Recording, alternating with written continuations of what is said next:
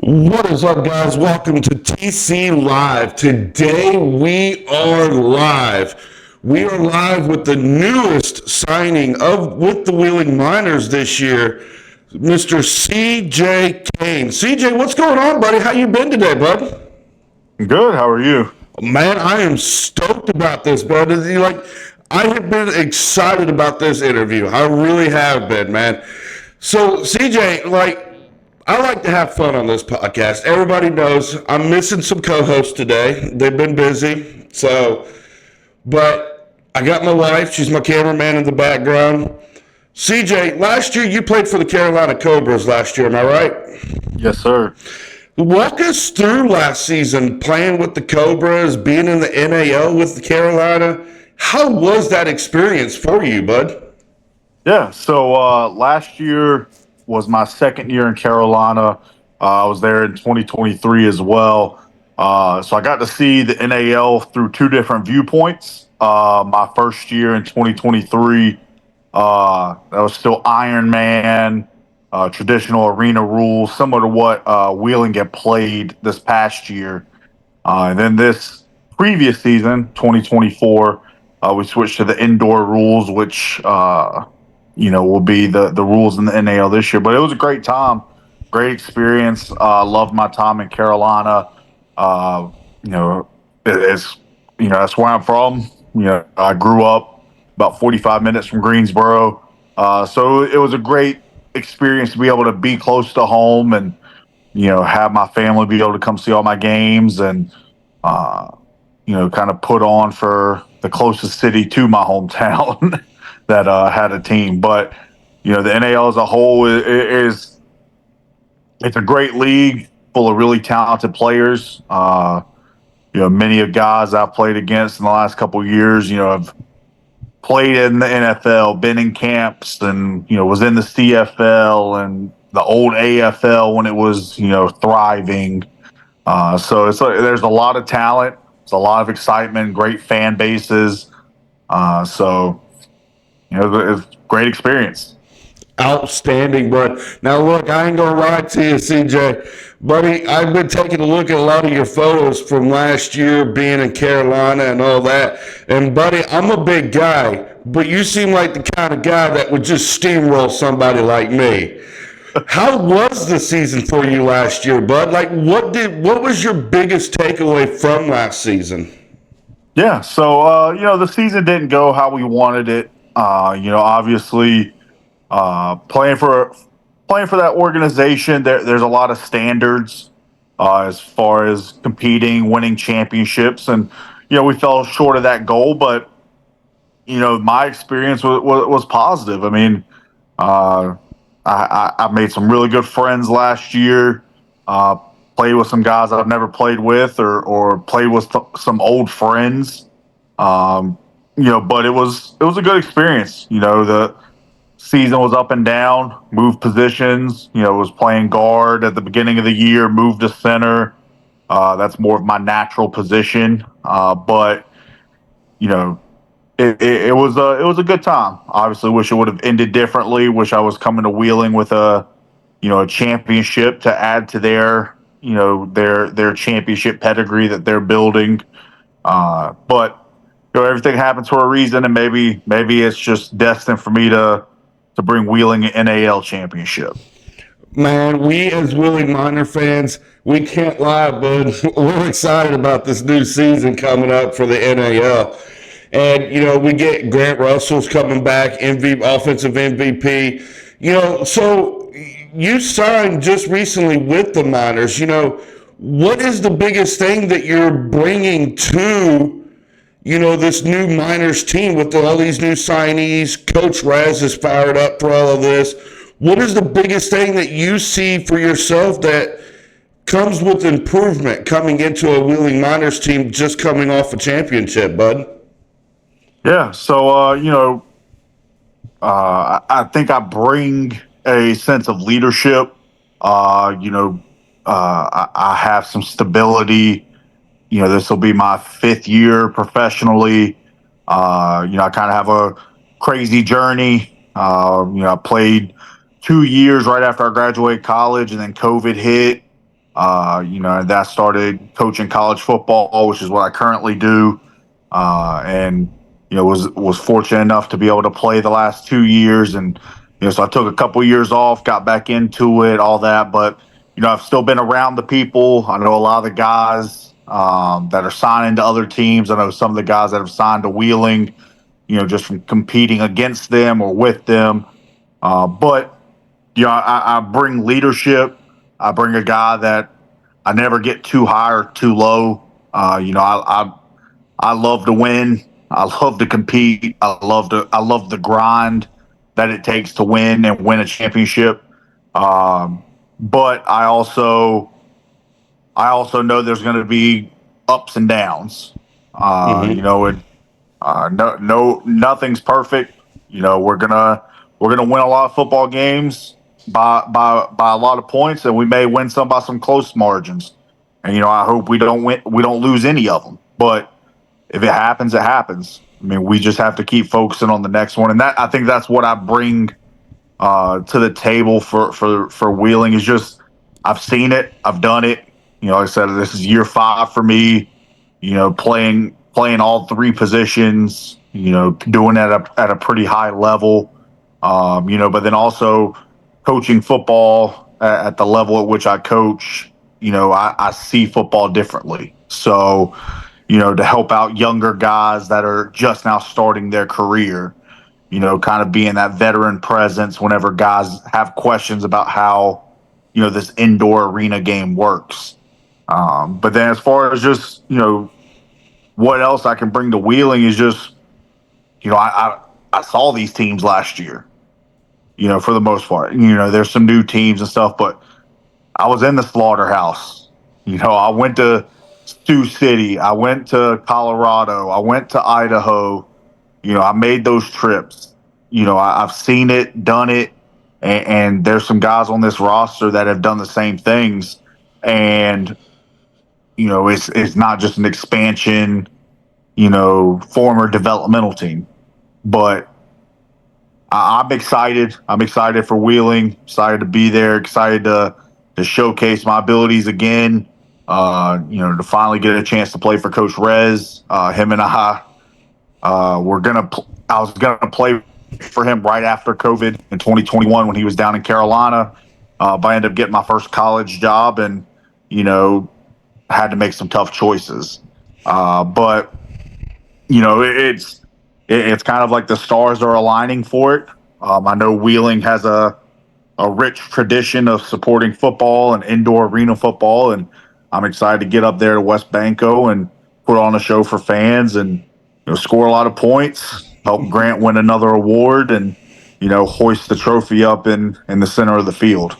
Absolutely, bud. Now, we as Wheeling Minor fans, we had experienced a lot of success last year, especially with players coming from, like Pete Safridi's coming from, the Jersey Bearcats, teams like this, and Coach Rez, he brings a lot of energy. And it's funny because I had somebody come to me one time and tell me, how in the hell are you able to bring that much energy and match what Coach Rez's energy is? And for me, it's just I wake up and brew energy all day, every day. I really do. But, let's talk for a second, because you said you've been playing professional for 5 years now, and last year you went to the Slaughterhouse. How was that in Omaha? What was the emotions going into the Slaughterhouse? It was, the emotions were at a different level. Usually I'm the type of person like I look, you can boo me, you can cheer me. Like, it really doesn't bother me. The more noise, the better. Like, nothing makes me happier than silence in the crowd. But my emotions were a little bit different going into that game because we were in a situation last year where we had to win 2 of our final 3 games to clinch a spot in the championship. And we won the first game, and then we lost the second game, and now we're going to Omaha to try to clinch our spot to the championship. So it was a little bit different emotions, but the Slaughterhouse as a whole, man, was surreal. That orange turf, those loud fans, they really do love their football out there. It's probably the easily top two best places I've ever played in. The other one being the Shark Tank down in Jacksonville. That the difference is in Jacksonville you got space for about 10,000 plus. In Omaha, it's about 4,500. So they're right on top of you. It's a smaller venue, all that, but it was a really cool moment to be there. To kind of check that off the bucket list of places to play because they do have so much history, and Coach Tatum and his staff do a good job out there, and it was a great experience from start to finish. I mean, uh, Ricky Burst, the owner, he does a great job out there, and he treats the opposing teams with first class, making sure that you have everything you need, making sure that everything's squared away. He's one of the guys that does ownership correctly, and I got a lot of respect for him and his organization, and hopefully I don't ever have to go back to the slaughterhouse. Hopefully, the next time I play them, they're coming to West Banco, and we're playing for all the marbles at the end of the season. I had spoke to Coach Rez. I had him a couple weeks back for an interview for the podcast, and me and Coach Rez were talking about, for the championship game for the Miners against Peach State, it literally sounded like there was 10,000 fans inside of West Banco Arena, as loud as it gets. And we can be louder than 10,000 fans down in Jacksonville. And we can get rowdy too. We like to get a little rowdy up in West Banco. But, you speak of Omaha, just recently this year, we had just found out that Tommy Armstrong has retired in Omaha. So, in your thoughts, does that hurt or does that help build Omaha even more there, bud? So, I mean, I have the utmost respect for Tommy. I don't know him on the most personal level, just from crossing paths with him twice last year. That guy's a competitor, and another guy that we're around the same age. He might be a year or two older than me, but I remember watching him at Nebraska and keeping up with them here and there, and but I think for every organization there comes a time where you have to kind of restart.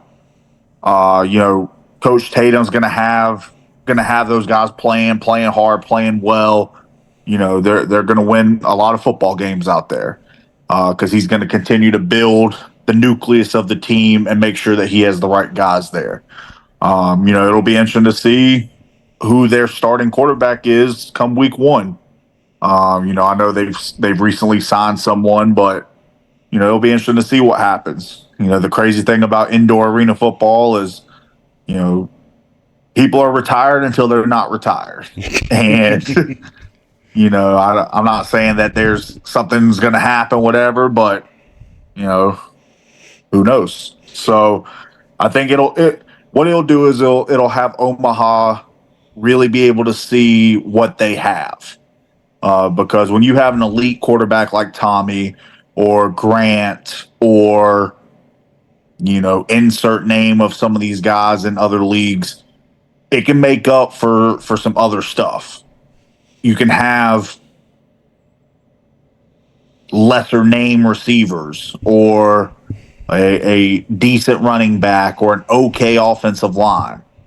And then if you have great guys at those positions, it just makes you even better.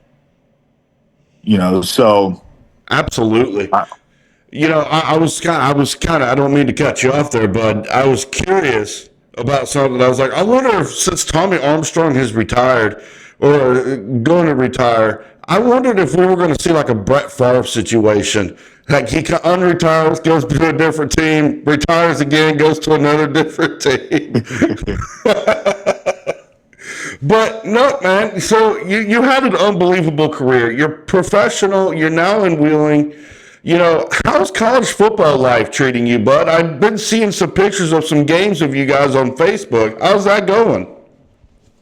You know, up and down, up and down. You know, last week we had a tough loss, and you know, this week we got to bounce back, got a home game, so it's good to be back in front of the fans.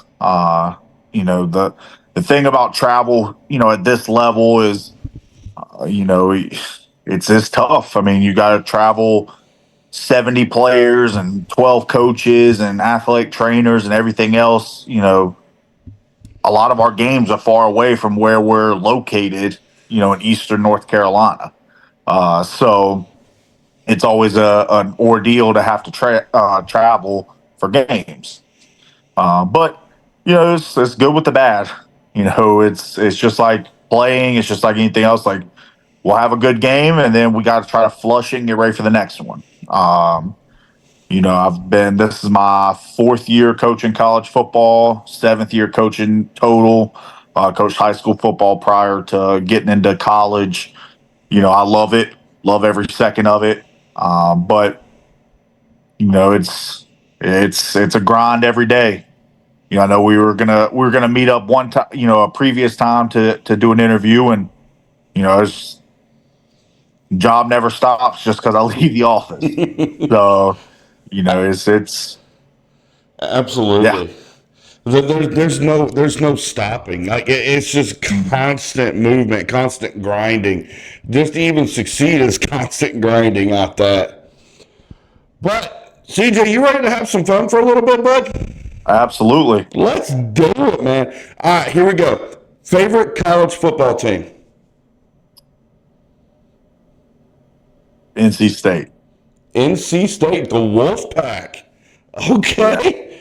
Yeah, I had had some family go there when I was younger, and that was actually the first school I ever visited when I was in high school to try to get recruited. Okay. Okay. I've never had anybody ever say anything like other than like Florida State, Florida, Bama, Georgia. This man just pulled off the NC State right here. All right. Favorite NFL team, bud?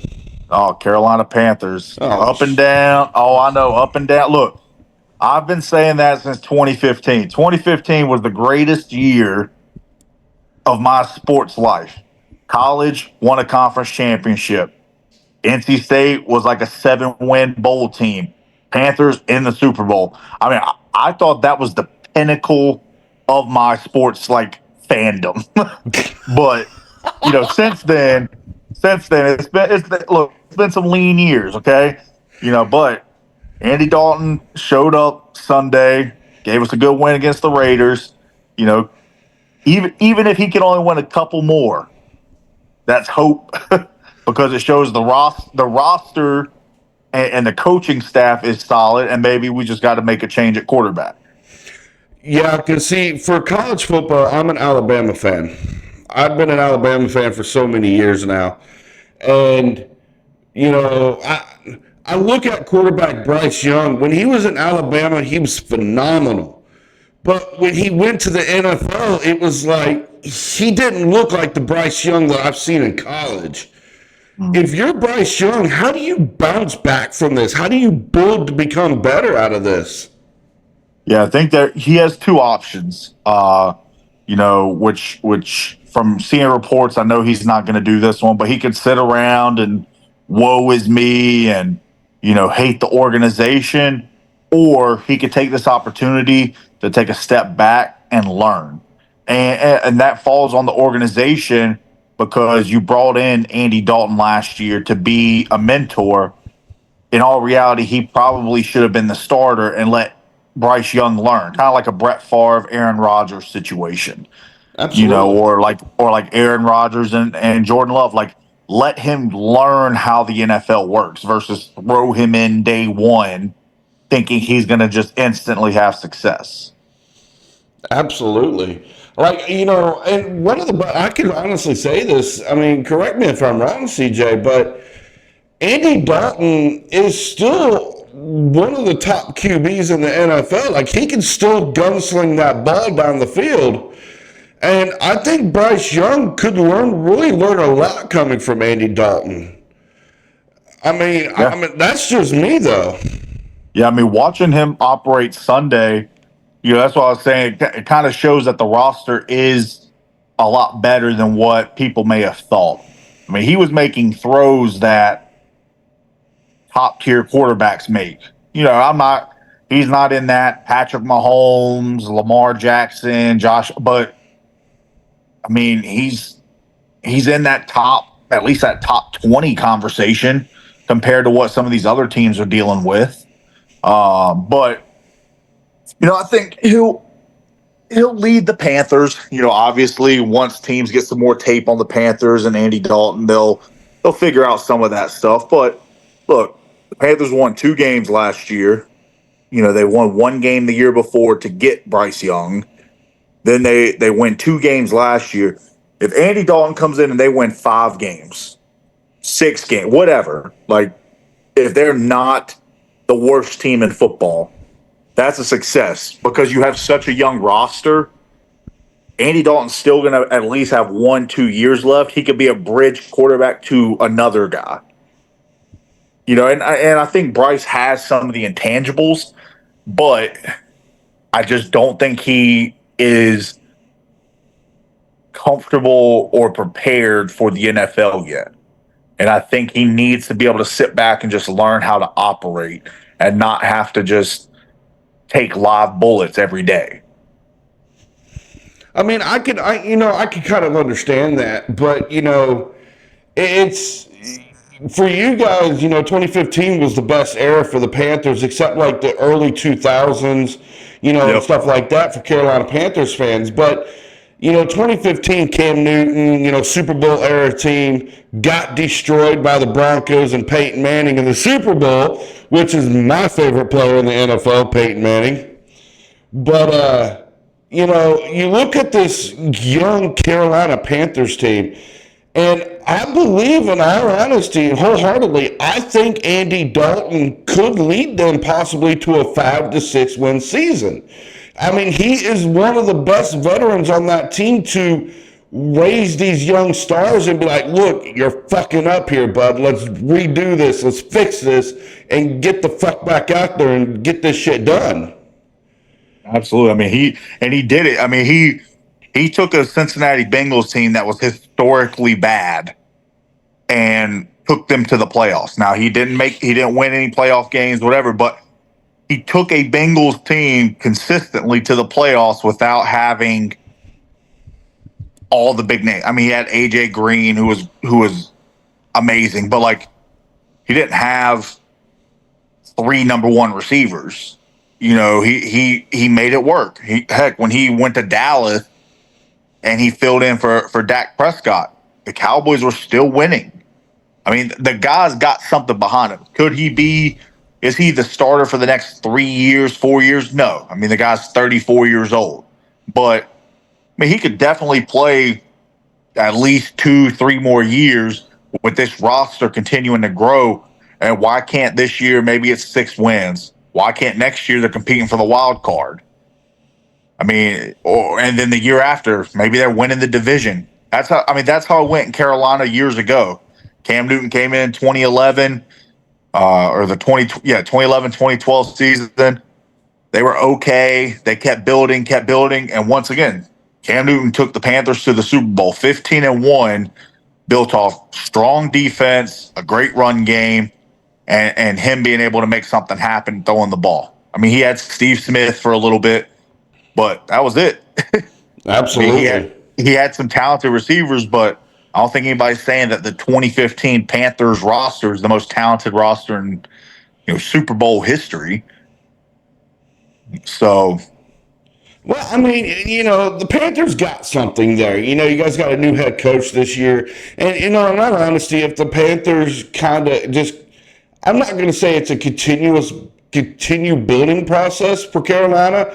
I mean, you seem like you got the players there that can make plays. But holy cow, what an absolute destruction of the Raiders last week. Like, I made my picks that week of the football games, and I was like, nah, fuck that. Raiders over the Panthers. Absolutely no fucking doubt. Gardner Minshew is going to destroy the Carolina Panthers.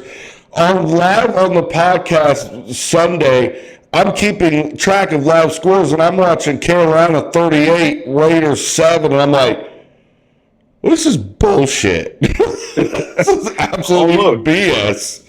Look, I thought the same thing. I was like, all right, game comes on like 4:05. All right, make sure I turn it on, and then I got distracted, and I'm like, well, typical Panthers fan. The last 2 years, usually we're already down 2 scores in the first quarter, and so I just look up the score on my phone real quick to see if I even want to turn the game on. Because I saw, the Raiders beat the Ravens the week before, and I'm like, all right, this could be a rough one.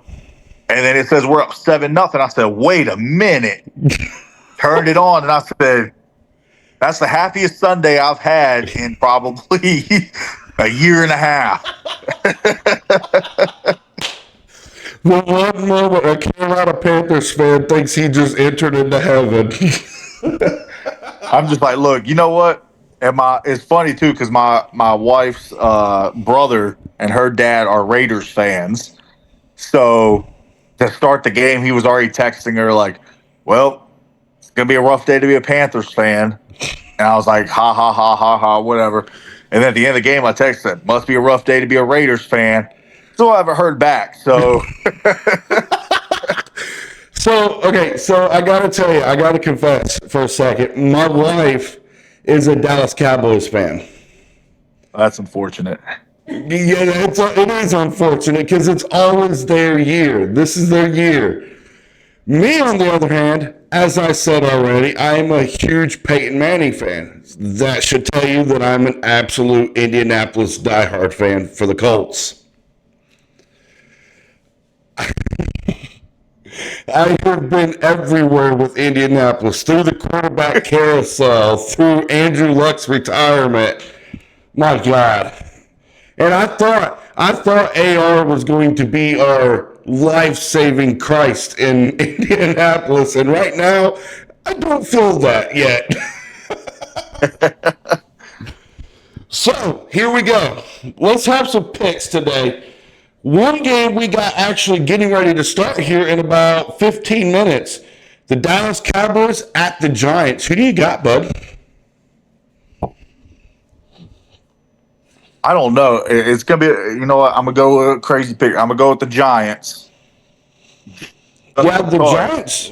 They're coming off that huge win against Cleveland last Sunday. Yeah, for some reason, they've built a pretty solid roster there. They got a good group of young receivers. And I don't know. I don't know if Dallas knows what their identity is yet. They don't really have much of a run game, so Dak's having to throw the ball. They're not really stopping anybody defensively. I was kind of surprised to see that they're sitting there, I think, with the same record as the Panthers. I'm going to be honest with you here, bud. Now, CJ, you can argue with me on this one if you'd like to, but I think the Cowboys were absolutely stupid when they re-signed Ezekiel Elliott and let go Tony Pollard. Because to me, Pollard is 10 times better than Elliott. Like, am I off my rocker here? Like, am I thinking clearly on that one? Yeah, I mean, at the point at which they re-signed Zeke, I mean, he's just like most guys in the NFL at that position. He was worked so hard when he was in Dallas the first time, and then he goes to the Patriots and doesn't really, do too much, and then comes back. At this point, you're right. I mean, they should have kept Pollard. He would have been a better long-term option versus letting him go and bringing in Zeke. You still could have brought him in for a cheap vet guy to, just he gets a couple carries here and there, maybe, plays a little bit each game. But to lean on him full time, I don't think that's the answer. Because, I mean, the guy's got a lot of mileage, on his body. I mean, he was leading the league in rushing for many years in Dallas and catching the ball out of the backfield and doing things like that. And Dallas hung their hat on, on running the football and running it well. So it's not like he was just an average guy. Absolutely. Yeah, like I'm sorry, but to me, Pollard helped that running game in Dallas. Like, because when I watched Ezekiel Elliott in New England, that didn't look like the Elliott that just came out of Ohio State University. You know, the one that's bowling over everybody. Oh So yeah. I don't know. I think that was the stupidest trade I could have ever seen, bud. That's just my opinion. All right. Oh boy, here we go. We got some interesting games this week, bud. Let's have some fun. Well, Sunday afternoon at 1 o'clock, the Rams travel to Chicago. Who do you got, buddy? I'm gonna go with the Rams, coming off a big win against San Fran. San Fran's no slouch, so to find a way to win that game, I think they're going to continue to figure it out. I love Sean McVay as an offensive guy, offensive mastermind. He'll have them fighting at the end of the year for a good playoff spot. I'm not. I'm The Bears on paper should be the most talented team in the NFL. When you look at, you have DeAndre Swift at running back, you have DJ Moore, you have Keenan Allen. You know, you have a defense that was balling last year and still doing well.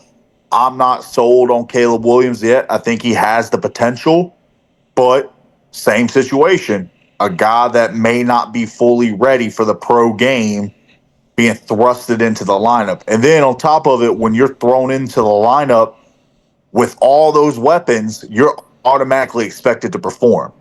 There's no excuses. It's, well, at the end of the day, you can just throw it up to one of those four receivers you got that would be number ones for anybody else in the league. Now, you know, I don't know, because I watched Caleb Williams last Sunday in Indianapolis, and, you know, he had some good moments during that game, but that Indianapolis defensive front with Kwity Paye and Raekwon Davis and Leatu Latu, you know, they just swarm constantly around that quarterback, and they are so fast coming off that line. Like, I have seen a couple times where Caleb Williams got, like, you know, a little bit of panicked, you know, a little indecisive in that pocket. And I have to agree with you, bud. I say the Rams beat the Bears come Sunday afternoon.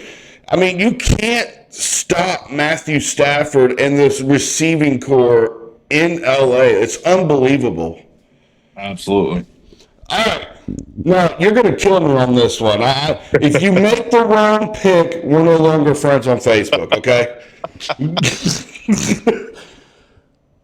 Sunday at 1 o'clock, it is the 3-0 Pittsburgh Steelers traveling to the 1-2 Indianapolis Colts.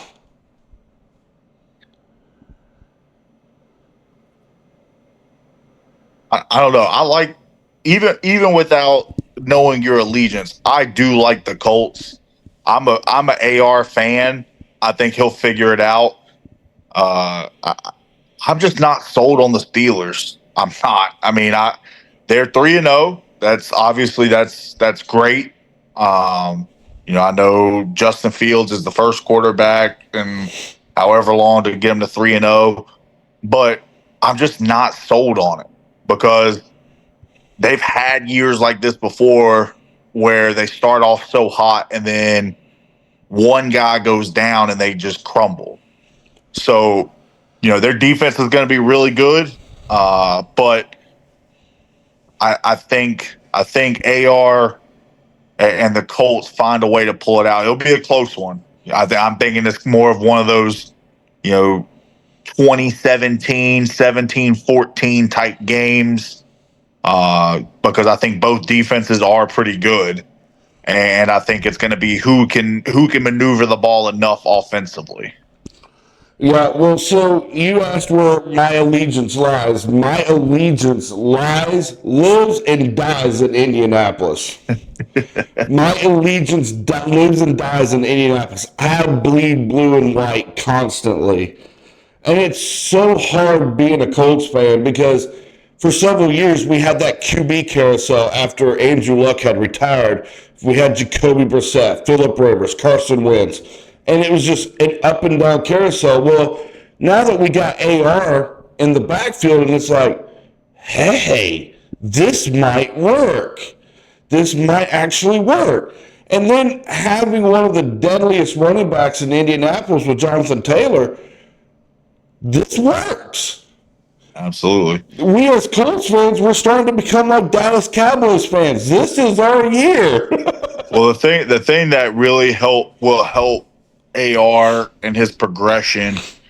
Shane Steichen was he helped Jalen Hurts become a very elite quarterback, and I think he'll kind of follow that mold that he made for Jalen Hurts for Anthony Richardson. And as long as they can continue to grow, I don't see why they can't compete to be the AFC South champs. I mean, the Jags aren't looking great right now. The Titans are in turmoil. The Texans haven't played up to the hype that they built from last year, in my opinion. So to me, the division's wide open. Now, obviously, it's week 4, so still got a long ways to go. But I think they have just as good a shot in the AFC South. Absolutely. So here we go. Next one. The Cincinnati Bengals at 1:00 travel to Andy Dalton and the Carolina Panthers. Now, I want this said. I'm choosing Carolina for this game because I just watched Monday night Jaden Daniels and that Washington Commanders team absolutely obliterate Cincinnati. And I think that's what I'm going to be seeing here. Andy Dalton and the Panthers over Cincinnati. What's your thoughts on this coming up here, bud? I mean, I'll pick the Panthers. Doesn't matter if they're 1-15 or 15-0. But I've been in these type of games before where you play your old school or you play your old team or whatever, and it just means something more. And I guarantee you those guys in Charlotte in the building are talking about that. Andy's probably telling them, hey, it's just another game. It's just another game. But for every guy that dresses up, every coach, every front office staff member, they want to get this win Sunday for Andy Dalton. And I think the Bengals will figure it out. Hopefully it's not this weekend. Hopefully it can be after this. But, I think Joe Burrow and Jamar Chase and T. Higgins and those guys, they'll get it figured out. I don't think a lot of them have a choice because, they're asking for money and contracts and stuff. But you go 0-17, you're probably not getting that contract. So they'll figure it out. They'll end up doing well, just hopefully not this weekend. And it's another game where I think it could be a 21-14, 24-17 type of game. Because the Panthers defense is, it's pretty solid. Losing Derek Brown week 1 didn't help. But I feel that they're starting to fly around faster, forcing more turnovers, which we didn't do last year. We're getting after the quarterback, and it was good to see them stop the run at such a high success rate Sunday with the Raiders, and seeing J.C. Horn make some plays and get a pick, and it just felt like they were flying around. And the attitude and stuff that the Panthers are showing is reminds me defensively a little bit about that 2015 team, or even past those years. The Panthers have always been known for a stingy defense. And, the last couple of years, they haven't been like that. But seeing them, hard hit, talking trash to the Raiders, or, getting a pick and celebrating, or getting a sack, or stopping the run, like that was what all those successful playoff teams were built off of. So, and that's an agreement. I can actually absolutely agree with stuff like that. Because, I mean, the same way was in Indianapolis when, and I'm going to bring it back several years, when Peyton Manning first came to Indianapolis, he immediately wasn't 13-0 or 15-0 and stuff like that. We in Indianapolis had our absolute ass kicking of seasons to different teams, but we started to grow. We started bringing in players like Dallas Clark, Reggie Wayne, Marvin Harrison, and Peyton started figuring it out, and then the Colts started being like, hey, we're here, we're running this shit now, who's going to stop us? Yep. So I have a so I kind of argued something on the podcast. What was it? I think it was last week or 2 weeks ago, and I want your insight on this, CJ, because to me, this is not personal, but it's more of when does the player say enough is enough? Now, what I'm talking about is Miami Dolphins quarterback Tua Tagovailoa. Now, there is a lot of people questioning that Tua should retire due to these concussions that he's been having. And in my words, I think they're correct. I mean, what's your thoughts on this? Like, tell me what are you thinking about this? Yeah, I mean, first things first, obviously, you hate seeing guys get hurt. It's a part of the game. It's something we all sign up for. Uh, I go back and forth with it, because that that's the stuff you see on TV. Like you see him get hit and get, essentially knocked out on the field.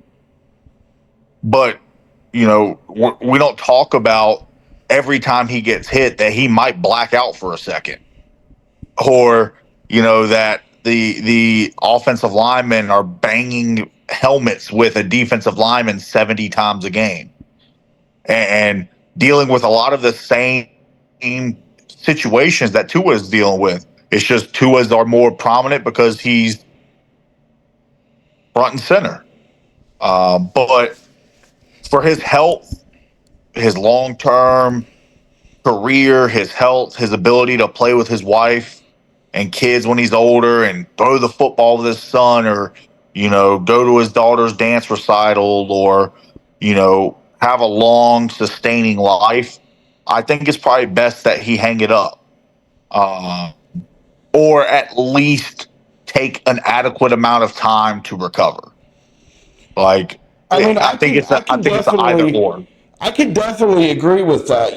Because see, in my opinion, it sits at the fact of every professional athlete has that time clock in their head of when is enough enough. Like, and if you're Tua Tagovailoa, you had multiple concussions a year ago or 2 years ago, and to me, you had a concussion that looked like you just got boarded on the field. And when does that time clock go off in your head and say, "Hey, enough is enough"? Yeah, I think for some guys it's different. I've played with guys in, college or professionally who, for them, it was never about the money. It was never about the championships. It was never about the external things. It was about the memories. So they powered through many of things to be able to continue to play the game. And then for some guys that I've played with, as soon as they got hurt and it was semi-serious, like a concussion or a broken bone or something like that, they automatically went to there's life after football. So I think it just depends on the individual, and regret is the biggest thing in life that you can never get over.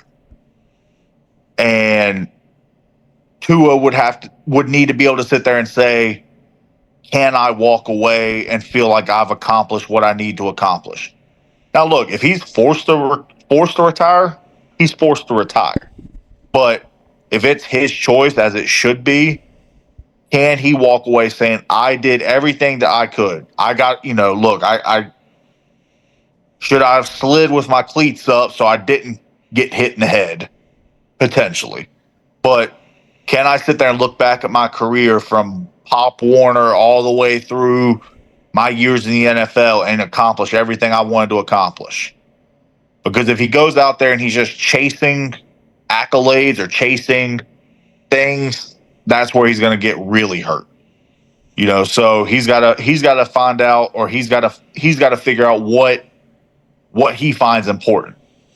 Is it winning championships? Is it spending time with his family? Is it when he retires being able to fully function, cognitively? So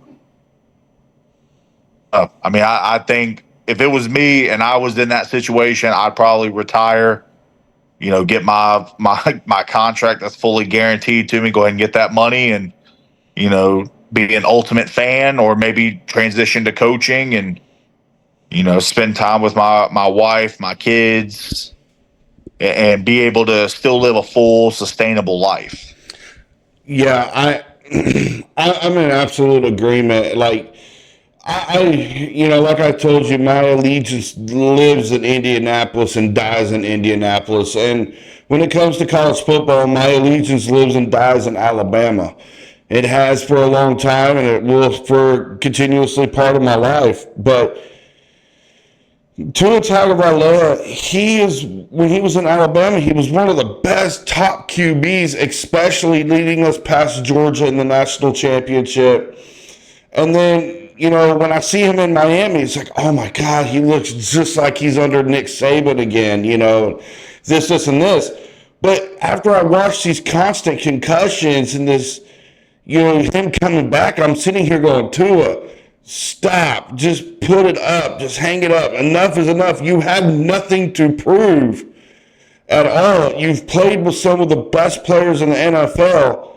Like, enough is enough. Like, stop. I mean, that's just my opinion, buddy. I can't harp on it too long. Yeah, but football is like I hate to say it, but football and sports just in general are an addictive thing. I mean, look, when I played in 2018, 2019 was my rookie year, my second year, right before COVID. COVID hit, I was like, all right, I guess I'm done. Like, I contemplated being done. And then I took 2 years off and came back. And then, look, a lot of people don't know, last year or 2 years ago in 2023, when I was down in Carolina, we played down in Jacksonville for the NAL championship. And we were up, I think, 11 at halftime. And we ended up losing that game. And, like, I had debated about retiring, going into the last bit of the season, because I was like, you know what? I did what I wanted to do. I played professionally. I did things that people didn't think I could do. And then I lost that championship game and was coming back from Jacksonville talking to my now wife, and was just like recapping my whole career. And same thing I was saying about Tua. I looked at it like I gave it everything I had, but can I go out on my terms? Absolutely. And that's what motivated me for 2024.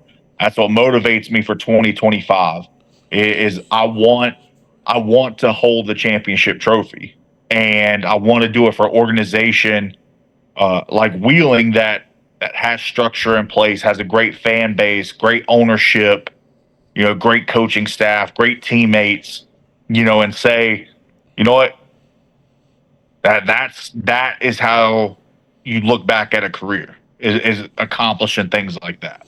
Well, I mean, with you playing under Coach Rez and now Coach Mott, and then new offensive coordinator Sean Leota, like, I mean, you got a winning caliber team here in Wheeling that just, if you look at Coach Rez, that man just never stops. Typical Marine veteran, never stops moving, never does anything. Coach Rez, I love you guys to death, and I love you to death, brother. Don't kill me. It's okay. I'm just joking. But man, CJ, welcome to Wheeling, West Virginia, bro. We cannot wait to see you in training camp this year. We're going to have an absolute blast with you guys coming up with the minor season next year. But I got one pick, and I need one pick from you, and it's your final pick of the night. Are you ready for it? Let's do it. Let's do it. Here we go. Number 2 in the nation, the Georgia Bulldogs travel to Tuscaloosa, Alabama to take on number 4, the Alabama Crimson Tide. Who do you got, brother? I'm gonna go with the Dogs. Here's why. Oh, Here's why. I have a personal connection to UGA. So my head coach in college, his oldest son, is a starting linebacker at UGA, and I remember when that kid was 6, 7 years old, running around the locker room when I was in college. So I've known that kid for heck 10 plus years. So that is my reasoning for Georgia. That's why I support Georgia, because I've known that kid forever. He's a great kid. He's a hard worker. He's finally getting his shot to be the guy at Georgia, and you know that's really why. If he wasn't there, I'd probably have a toss up on it, because I think both teams are going to be in the 12-team playoff at the end. They're probably both going to end up playing each other again for the SEC championship. absolutely. But because he's there, I'm gonna go Dogs. But I'm gonna say I don't know, because both of them could score, or it could very well be like a 10-7 type game with those defenses. Absolutely. Now, you say you know somebody that you have a connection to the Georgia Bulldogs. I actually have a connection to Georgia, and he plays with the Wheeling Miners as well. We call him Mr. Georgia Bulldog, Sean McGee. Okay. So he played for the Georgia Bulldogs as well. So we actually just had him, a couple days ago on the podcast with us. So he's an absolute blast. He's an absolute joy to have. But CJ, I'm not going to take up any more of your time. I want to watch some football tonight, bud. I don't know about you, but I'm hungry, and I want to watch some football, brother. Yes, sir. But TCLive, I want to send a warm thank you to a good friend, and at least I would say he's a good friend now. But please, thank you in welcoming CJ Cain with us, new assignee of the Wheeling Miners. CJ, I hope everything will come up in this upcoming season. You prosper. I want to see you getting out there. I want to see that grind from this big dog right now. And this has been a joy. This actually has been a joy. So, TCLive, if you like what you're seeing, please like and subscribe, comment to the channel. It's TCLive Podcast on YouTube. But, CJ, I want to say thank you so much, brother. This has been an absolute joy having you today, bud. Absolutely. I appreciate you having me. Love to come back on. To the fans of Wheeling, just know we're coming. Let's all right. Let's go. Buy your season tickets and come out, because you are not going to want to miss what's happening in West Banco this year. Absolutely. CJ, before I let you go, bud, you want to shout out to anybody, buddy? Just want to shout out my family. Shout out my wife for putting up with me and support me through all this, and all the people that have been behind the scenes, previous coaches, things like that have helped push me to get to this point. And the people that have doubted me can continue to do that, and the people that don't like me can continue to do that as well. But just know I've got the right people supporting me, and I can't wait to be up there and putting on the navy blue and gold, and showing out for Miners fans, and putting on a show this year and taking the NAL by storm. Absolutely. CJ, I want to say again, thank you so much for joining me today. And I want to say to my co-host, I hope everything works out for you guys. We'll see you guys on Sunday. And join us this Sunday, because Mr. Sean McGee will be with us Sunday following the Alabama-Georgia game this year, live on the podcast. CJ, you got to tune in Sunday, bud, because we're gonna have some arguments on that podcast Sunday, buddy. I can't wait. I'll be tuned in. Absolutely. TCLive, I'm done. I know this man's probably done. He wants to go hang out with the wife. I want to watch some football and eat some food. TC Live, I love you guys, and I'll see you later on. Later.